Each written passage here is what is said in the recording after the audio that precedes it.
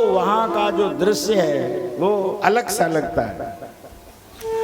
एक दिन भगवान खेल खेल में धनुष का भंजन करते हैं और कोलियापीठ, हाथी, सल, तोसल, मुष्टिक, चाड़ूर आदि का वध करके भगवान ने कंस को भी ललकारा। मंच पर खड़ा हुआ, ये बड़बड़ बड़बड़ कर रहा था, लेकिन भगवान ऐश्वर्य शक्ति के साथ पहुंचे और इसका मस्तक पकड़ा और जो ही एक झटका दिया, ये मंच के नीचे आया और कंस के प्राण पखेरु उड़ गए।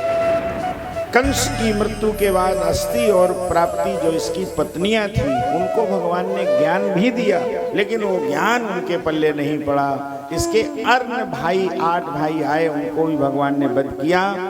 महाराज, भगवान ने रथ जो था, जो सिंहासन था, उसी के पास अपने वसुदेव और देवकी के बंधे हुए जीवन को देखा, उनको मुक्ति दिवाई। और वसुदेव और देवकी ने भगवान श्याम सुंदर बलराम का दर्शन किया और वहां उग्रसेन को राजा बनाया गया। माहौल मथुरा का बदला। वसुदेव जी ने इनका यज्ञोपवीत संस्कार किया। विद्या अध्ययन करने के लिए भगवान श्री कृष्ण शांतिपन गुरु के पास गए बलराम जी के साथ। वहाँ 64 दिनों में ही संपूर्ण विद्याओं का ज्ञान प्राप्त करके बलराम भगवान श्री कृष्ण वापस आए। उद्धव जी राष्ट्रपति से ज्ञान प्राप्त करके आए, ये प्रवर मंत्री बने। एक सुधर्मा बढ़िया सुंदर सी एक समिति का निर्माण हुआ।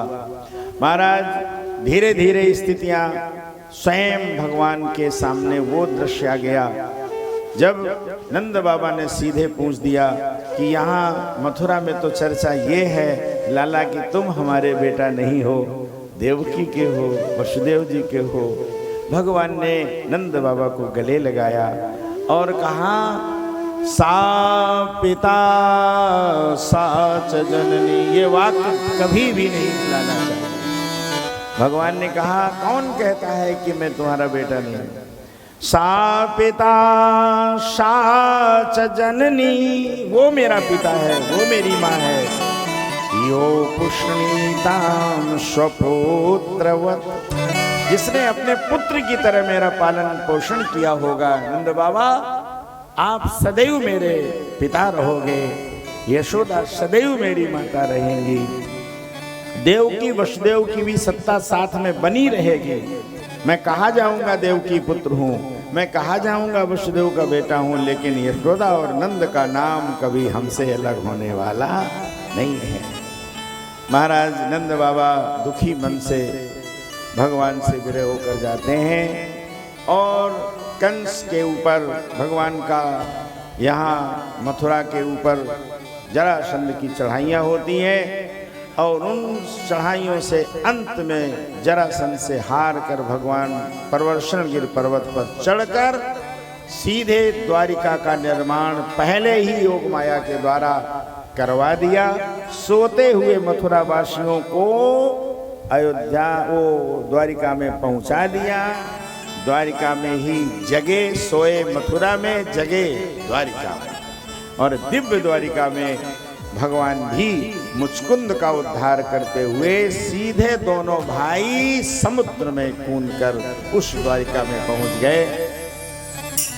जरासंध को लगा कि मैंने विजय प्राप्त कर ली है, इसने कालयवन को भी बुलाया था, उसका भी उद्धार भगवान ने किया था। जरासंध सारी मथुरा की संपत्ति को वहीं के ब्राह्मणों को दान करके वापस चला गया। मथुरा ब्राह्मणों के हाथों में आई, कंस से हटी, ब्राह्मणों के हाथों में आई और जरासंध अपने स्थान को चला गया। मथुरा की लीलाओं से हम अब द्वारिका की लीलाओं में आ गए और द्वारिका में आकर भगवान ने विधिवत सुधर्मा सभा का निर्माण किया। उद्धव जी उसके मंत्री बने और सारे निर्णय समिति करती है, सुधर्मा सभा करती है। एक घटना पहले नंबर पर आई। भगवान के यहाँ एक पहले विवाह की चर्चा है। एक भीष्मक नाम के राजा हैं जिनकी बेटी का नाम रुक्मिणी है। उनके 5 बेटे, तस्य पंचा भवन पुत्रा, कन्यैका च बरा